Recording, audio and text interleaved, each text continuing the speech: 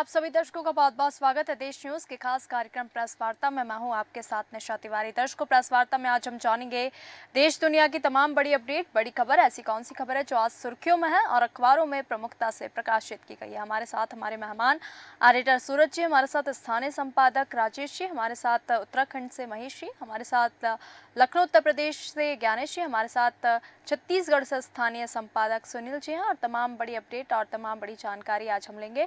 और सबसे पहले आज हम जानेंगे कि क्या कुछ खास है राष्ट्रीय और अंतर्राष्ट्रीय स्तर पर, कौन सी खबरें जो आज सुर्खियों में और अखबारों में प्रमुखता से प्रकाशित हुई है। एडिटर सूरज जी। बिल्कुल निशा, इस समय देख रहे हैं कि पूरी दुनिया को इंतजार था और खासतौर से भारत को भी इस बात का इंतजार था कि और भारत के प्रत्येक नागरिक जानना चाहता था कि मोदी सरकार 3.0 का जो पहला पूर्ण बजट है उसमें किसके लिए क्या कुछ है। बिल्कुल। क्योंकि इस बजट से बहुत सारी उम्मीदें थी, सभी राज्यों को उम्मीदें थी, राज्यों के नागरिक को उम्मीद थी, पूरे देश को उम्मीदें थी। और इस बजट में जिस तरह से देखा जा रहा था कि क्योंकि अक्सर चर्चा आती है कि जब किसी सरकार के आखिरी वर्ष का चुनाव होता है, चुनावी वर्ष का जो बजट होता है, उस बजट में लोक लुभावन घोषणाएं की जाती हैं। बिल्कुल। लेकिन केंद्र सरकार अभी बनी है तो आने वाले 4 साल तक चुनाव नहीं। इसको मद्देनजर देखते हुए उम्मीद थी कि यहाँ पर कोई लोक लुभावन घोषणा नहीं होगी, लेकिन इस बात के कयास जरूर थे कि आने वाले समय में 4 राज्यों के विधानसभा चुनाव है, तो उन राज्यों को ध्यान रखते हुए जरूर कुछ चीजें हो सकती हैं। तो और जो बड़ी बात सामने आई है कि मिडिल क्लास को नई टैक्स प्रणाली में 18,200 रुपए तक की राहत यहाँ पर दी गई। दूसरी तरफ यदि मैं देखूं कि जो पहली बार रोजगार पाने वाले लोग हैं, उनको 3 किश्तों में 15,000 रुपए देने की बात कही गई है, क्योंकि रोजगार को बढ़ावा देने के लिए 3 नई योजनाएं सरकार ने लागू की। बिल्कुल। दूसरी तरफ टॉप 500 कंपनियों में 1 करोड़ लोग जो हैं, उनको 5,000 रुपए पर मंथ की इंटर्नशिप मिलेगी। और इसके अलावा यदि घर खरीदना है तो घर खरीदने में क्योंकि होम लोन पर जो है सबसे ज्यादा इस समय देखा जा रहा है कि होम लोन हर व्यक्ति अपना खुद का आशियाना चाहता है। हालांकि सरकार भी उसके लिए लगातार प्रधानमंत्री आवास योजना के तहत लोगों को पक्के मकान मुहैया करा रही है। लेकिन यदि कोई व्यक्ति अपना निजी मकान खरीदना चाहता है तो होम लोन पर सब्सिडी देने की बात जरूर कही गई कि होम लोन पर सब्सिडी दी जाएगी, लेकिन एक इसमें कंफ्यूजन ये है कि वो सब्सिडी कितनी होगी, किस दर पर होगी, ये अभी तय नहीं किया गया। बिल्कुल।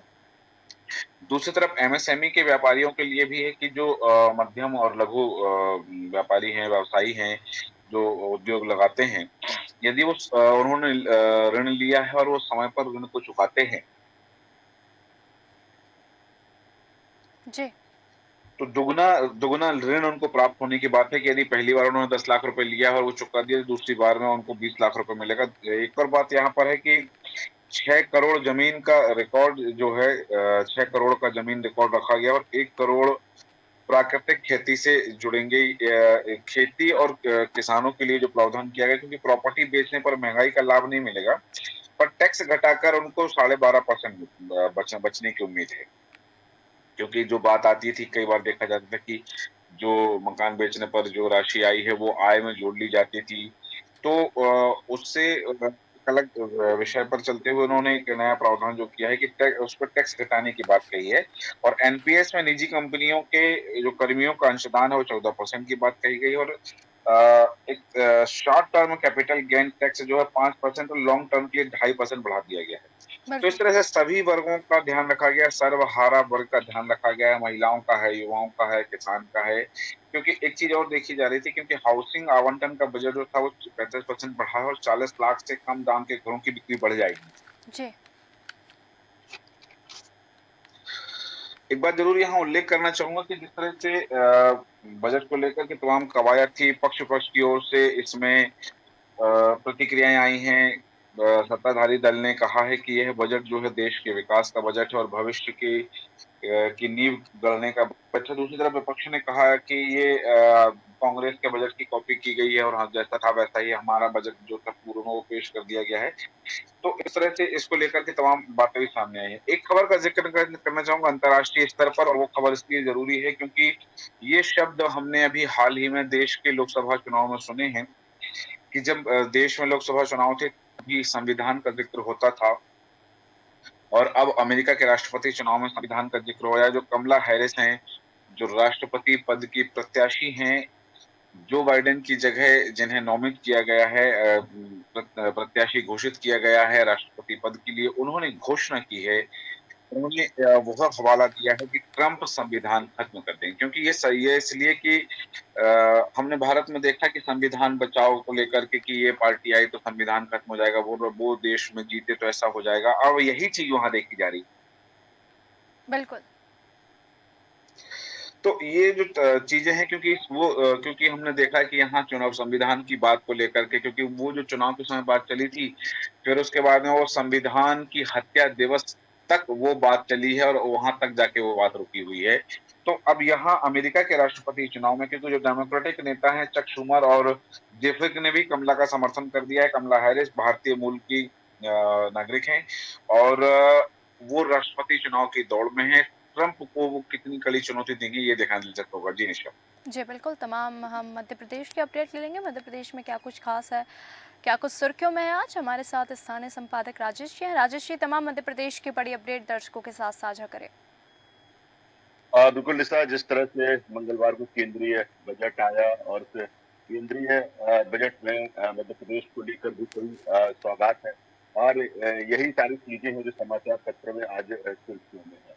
केंद्र सरकार के बजट में मध्य प्रदेश के इंफ्रास्ट्रक्चर के लिए अच्छी खबर है। इस बजट में इंदौर, ग्वालियर, जबलपुर, सागर और रीवा के रिंग रोड के साथ भोपाल के पश्चिमी बाईपास के लिए केंद्र सरकार मध्य प्रदेश को पैसा देने जा रही है, जिस तरह से इसका बजट में प्रावधान है।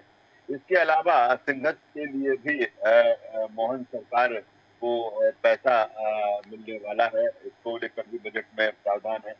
खासतौर पर श्रद्धालुओं के आवागमन की सुविधा को देखते हुए उज्जैन महाकाल में प्रस्तावित है जो रोपवे के लिए बजट में 50 करोड़ रुपए का प्रावधान रखा गया है। बिल्कुल। धार के पीथमपुर में विकसित किए जा रहे मल्टी मॉडल लॉजिस्टिक पार्क को भी 60 करोड़ रुपए मिलेगी, बजट में है।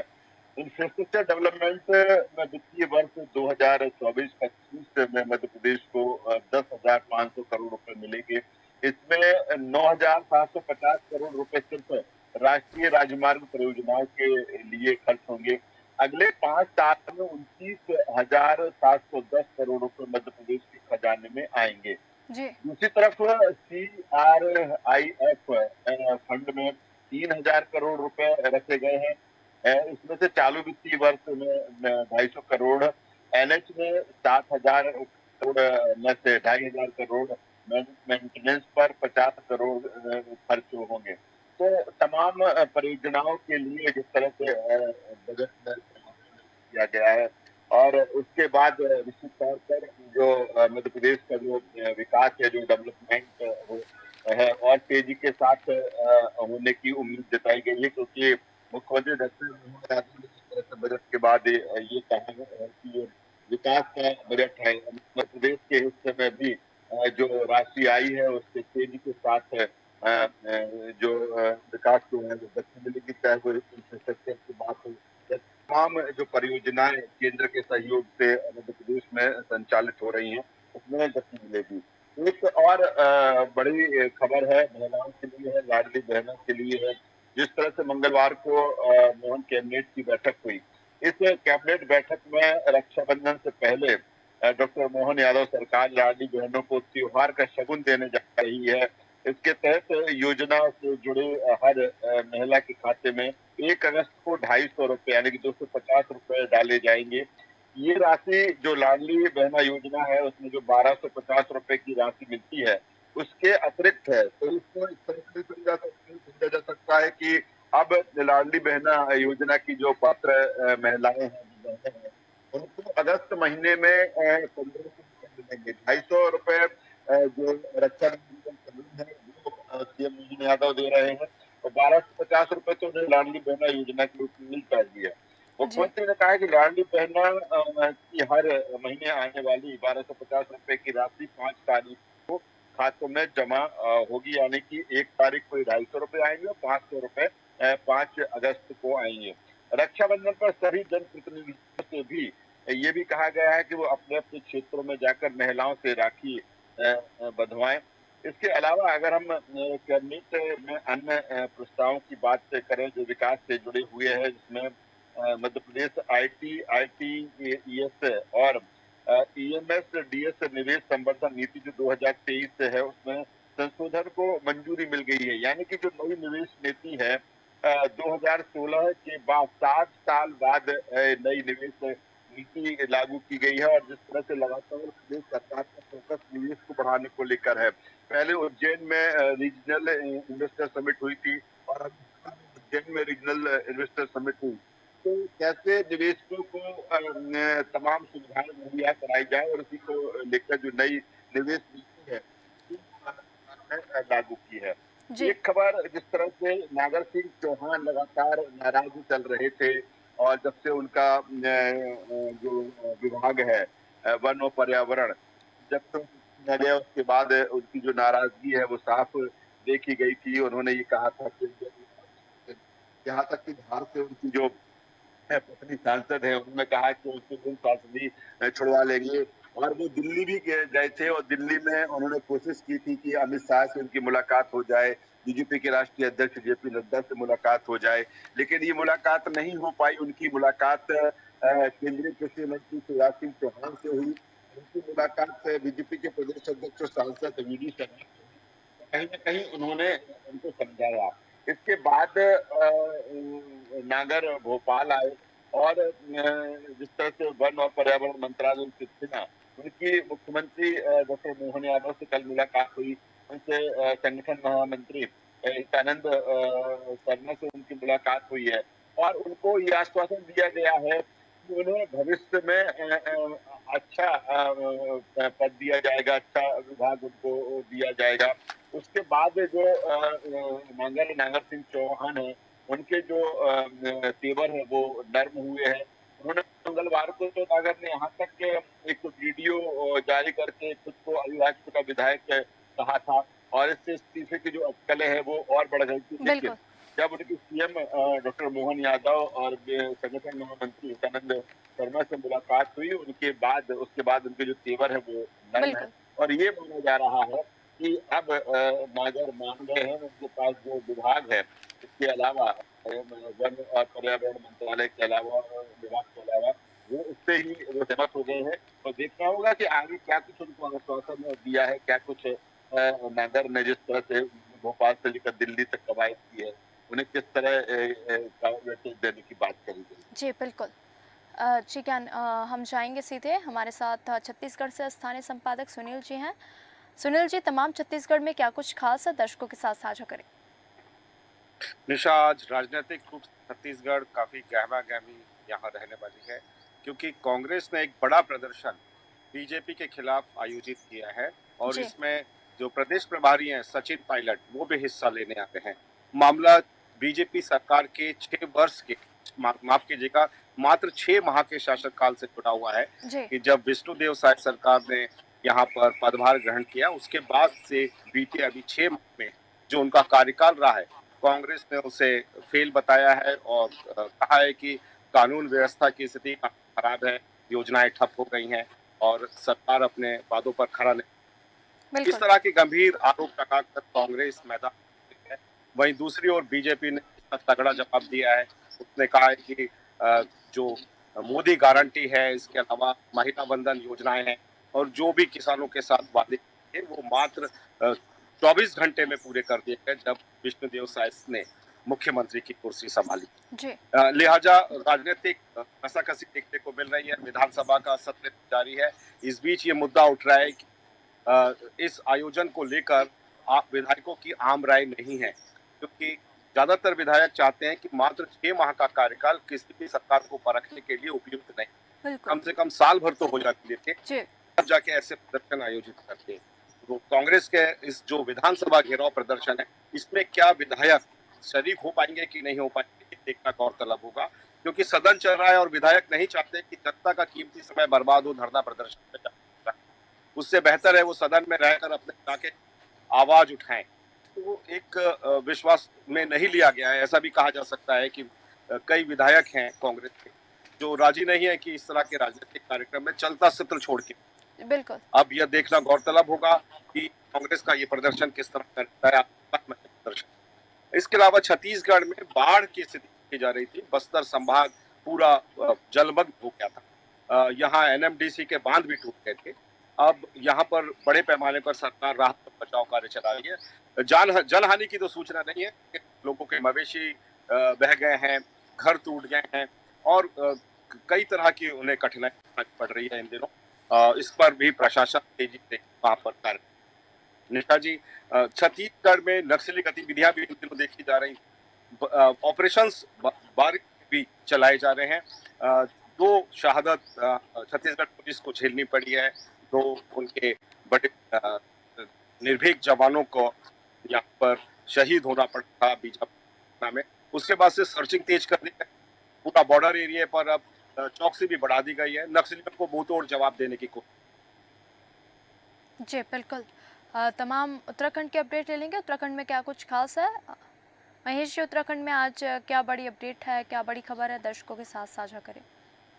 निशा जी, मैं आपको बता दूं कि केंद्रीय बजट में उत्तराखंड को बहुत कुछ इस पैकेज में दिया गया है। साथ ही जो भूस्खलन से होने वाला जो नुकसान था उसको अब केंद्रीय बजट में शामिल कर लिया गया है। जैसे उदाहरण के तौर पर जोशीमठ का जो पूरा जो कस्बा है वो धंस रहा था, तो उसको जो व्यवस्था को देखते हुए केंद्रीय मंत्री सीतारमण ने उसको पीड़ा को समझा और उसमें शामिल कर लिया गया है।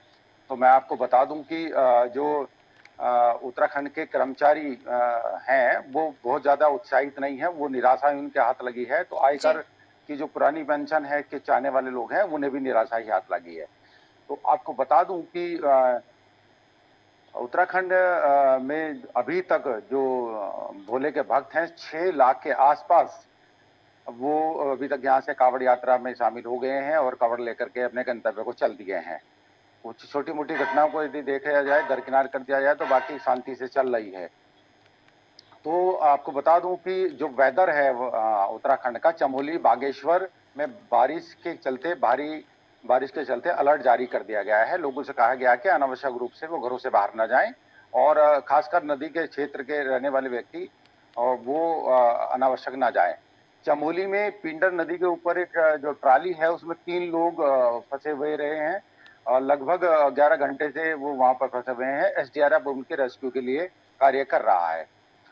तो मैं आपको बता दूं कि उत्तराखंड में जो सरकारी जमीन को बेचने वाले का एक प्रकरण चल रहा है, नैनीताल के भवानीगंज का ये मामला है, बहुत बड़ी लैंड का मामला है। उसमें हाईकोर्ट सख्त हो गई है और उन्होंने सरकार से जवाब मांगा है कि ऐसे कौन से कारण हैं जिसमें अभी तक सरकार इन भूमाफियाओं के खिलाफ कार्रवाई नहीं कर रही है और इनसे जमीन खाली नहीं करा पा रही है। बिल्कुल। तो वहीं डिजिटल मार्केटिंग को लेकर के बड़ा एक निर्णय मैं मान सकता हूं कि उत्तराखंड गवर्नमेंट लेने जा रही है।